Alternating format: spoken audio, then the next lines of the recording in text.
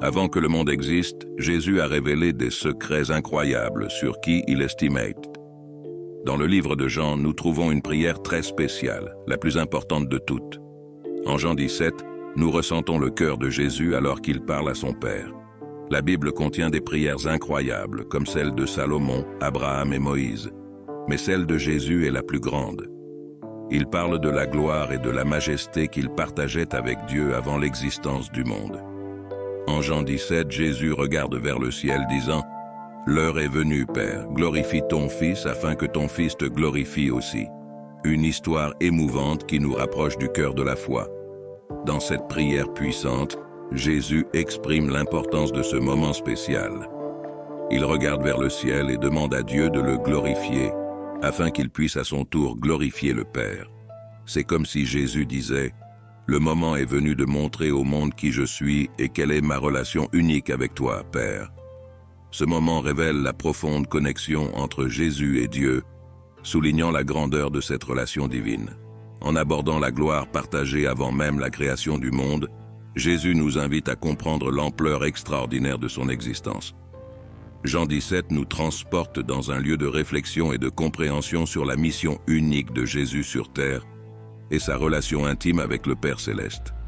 Cette prière extraordinaire est comme un portail qui nous conduit à contempler la grandeur spirituelle qui transcende les limites du temps et de l'espace.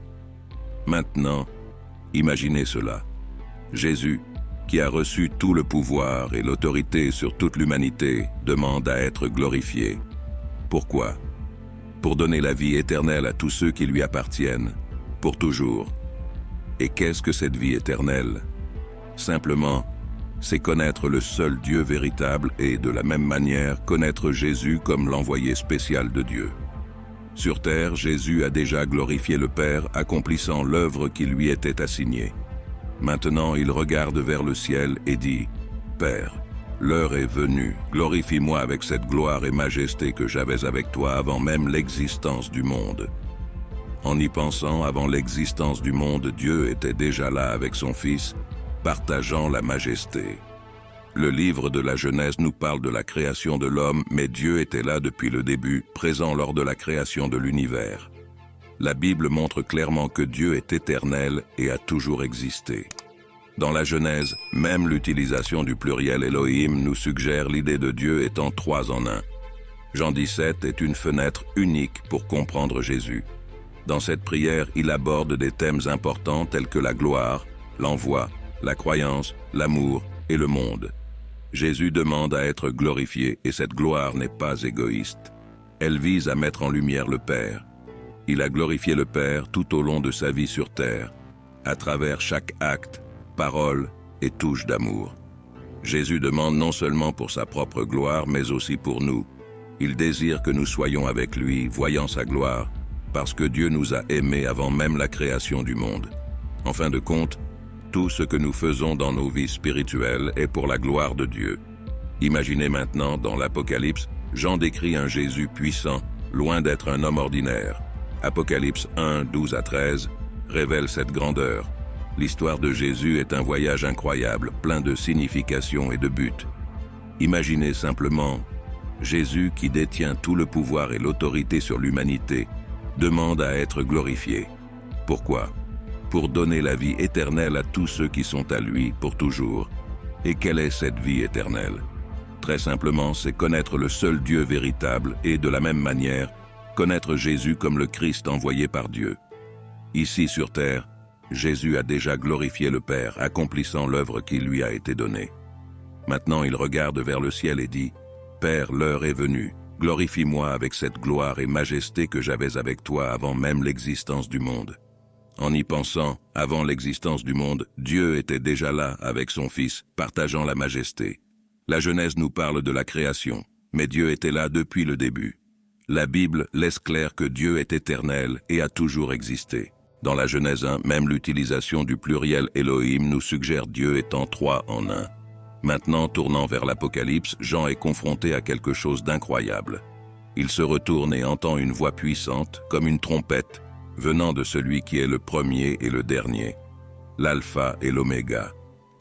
Jean reconnaît cette voix comme celle de Jésus, qui se révèle maintenant avec une tunique et une ceinture dorée. Cette image ne représente pas seulement Jésus comme roi, mais aussi comme un grand prêtre, une combinaison significative pour le peuple juif. Dans cette scène puissante, Jean voit Jésus dans toute sa gloire et majesté, une vision qui résonne avec la grandeur de Dieu et révèle la véritable nature divine de Jésus. Quelle expérience incroyable! Imaginez simplement. Cette description des yeux de Jésus ressemble à la narration d'un ange dans le livre de Daniel, où le corps brillait comme du béryl doré, le visage semblait des éclairs, les yeux étaient des torches ardentes, les bras et les pieds étaient comme du bronze poli, et la voix était comme le bruit d'une foule ou le rugissement de la mer. Ces caractéristiques ressemblent également à la narration d'un ange dans le livre d'Ézéchiel, avec des yeux comme du feu et des jambes droites brillantes comme du bronze poli. Mais regardez, cela ne place pas Jésus au même niveau que les anges. Au contraire, cela souligne encore plus sa grandeur. Jésus n'est pas moins glorieux, il est plus glorieux que n'importe quel ange. Les yeux comme du feu peuvent signifier des yeux passionnés dans la littérature grecque, mais peuvent aussi représenter les yeux réellement flamboyants d'êtres divins ou d'anges. Le métal incandescent peut représenter la gloire de Dieu, comme nous le voyons dans Ézéchiel 1, 27. Et Jean continue. Le visage de Jésus brille comme le soleil, avec une épée affilée à double tranchant sortant de sa bouche, symbolisant le jugement. Sa main droite tient 7 étoiles, et son visage reflète sa majesté, comme le soleil brillant dans toute sa puissance. En voyant cette vision incroyable, Jean tombe aux pieds de Jésus comme mort. Et Jésus le rassure, disant « Ne crains pas, je suis le premier et le dernier, celui qui vit éternellement. » Ici, Jésus révèle sa divinité absolue, étant le Fils de Dieu. Et Jésus déclare encore « Je suis mort, mais regarde, je vis pour toujours et j'ai les clés du contrôle total sur la mort et Hadès, le royaume des morts. » Jésus n'est pas ressuscité seulement pour mourir de nouveau. Il est le seul à détenir les clés d'Hadès et de la mort.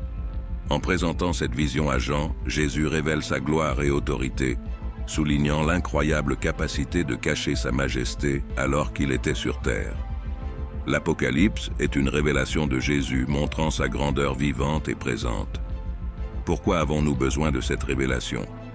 Pour que la vérité de Jésus ne soit pas seulement une histoire du passé, mais une réalité brillante dans nos vies.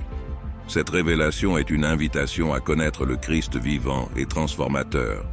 Savez-vous, en contemplant cette vision de Jésus dans le livre de l'Apocalypse, quelque chose d'incroyable m'arrive.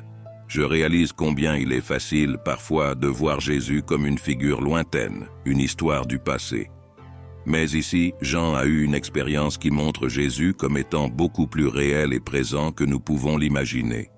La leçon que j'en tire est que, même dans les moments où la vie semble complexe, pleine d'incertitudes et de défis, nous pouvons avoir confiance que Jésus est au-delà de tout cela. Il est le premier et le dernier, celui qui vit éternellement. Et même lorsque nous nous sentons dépassés, il détient les clés, le contrôle total sur les situations et même sur la mort.